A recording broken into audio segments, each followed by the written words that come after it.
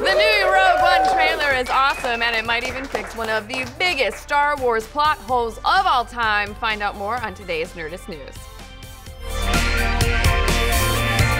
The second trailer for Rogue One, a Star Wars story, hit the web early this morning, and the Nerdist News office is still in a state of total chaos. There was almost too much Ragnus for our nerdy little hearts to handle. We got more characters, bigger battles, and even a split-second scene-stealing cameo from Papa Vader himself. So it was so overwhelmingly epic, it took hours to calm our editorial staff down. Seriously, we never get anything done on new Star Wars trailer day, you guys. But after we had our juice boxes and took some nice long naps, we watched the trailer again and again and again, and that is when we finally noticed something potentially huge and extremely cool, even cooler than Forrest Whitaker's new robo legs.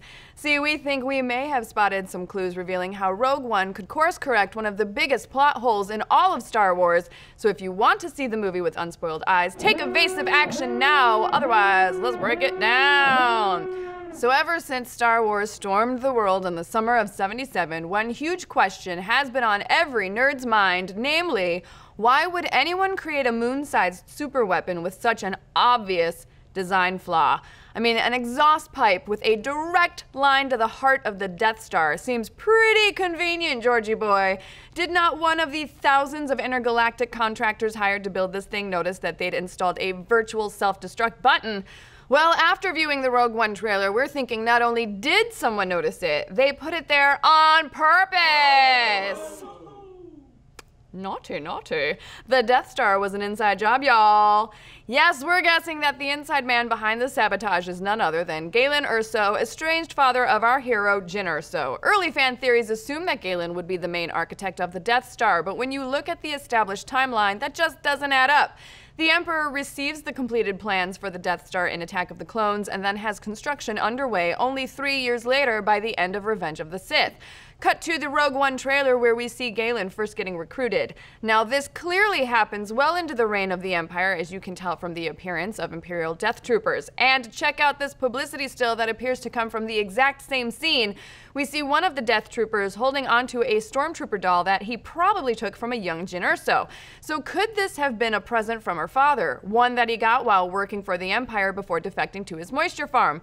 Possibly, but either way, the implication is clear. The Death Star was being built way before Galen ever got involved. So this begs the question, what exactly does the Empire need with him? Well, let's take a look at this shot from 8 seconds into the trailer. The Imperial shuttle that comes to draft Galen into the war is parked pretty far out from his moisture farm.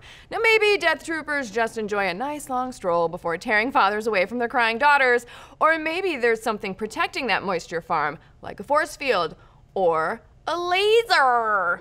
Well, we know in the upcoming Star Wars book Catalyst, a Rogue One novel, that Galen is an energy-focused researcher. Could it be that's why the Empire needs him? It makes sense. As we pointed out, it only took the Empire 3 years to build the entire exoskeleton of the Death Star. So would it really take them another 19, the amount of time between episodes 3 and 4, to finish the rest of it? Unless they got into some major contract disputes. Probably not. It's far more likely that their laser had some bugs to work out, and after a few fails bringing it online, they decided to turn to Galen for some non-voluntary assistance. We even hear Mon Mothma say it in the trailer, that Galen is critical in the development of a superweapon, not a starbase, but a super weapon. Tie that into what we already know about Jedha, the planet where the Empire harvests lightsaber-powering kyber crystals, and all signs point to Rogue One's plot focusing on the construction of the Death Star's laser as opposed to the space station itself. Plus, remember that shot from the first trailer? That's the laser's eye getting placed in the Death Star, the last thing they had to complete. Now obviously, when working on a weapon with the power to destroy planets, you're going to need a pretty big power supply, meaning Galen needed access to that reactor core. And maybe, just maybe, when he was working on it, he failed to point out one inconspicuously unprotected exhaust port that he'd included. Well, failed to point it out to everyone but his rebellious daughter. As we hear Galen say at the start of the trailer, everything he does is to protect Jyn, including, apparently, some ridiculously shoddy construction work. So boom, there you go. What we all originally thought was a gigantic plot hole in the original Star Wars was actually the ultimate act of love and sacrifice between a father and his daughter. It's so beautiful, it almost makes the 3 decades of relentless nitpicking worthwhile. Almost. But what do you guys think? Does our Death Star sabotage theory hit the target, or are we way off the starbase? No, that was a good one, guys.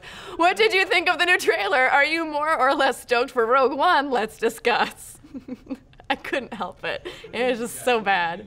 Join us live over on Nerdist.com/Twitch today, where we'll talk more Rogue One and other cool stories we loved on an all-new Nerdist News Talks Back. Kyle Hill knows how much energy Galactus would get by eating the Earth on an all-new Because Science. Like this video and subscribe to keep getting all of your Nerdist news.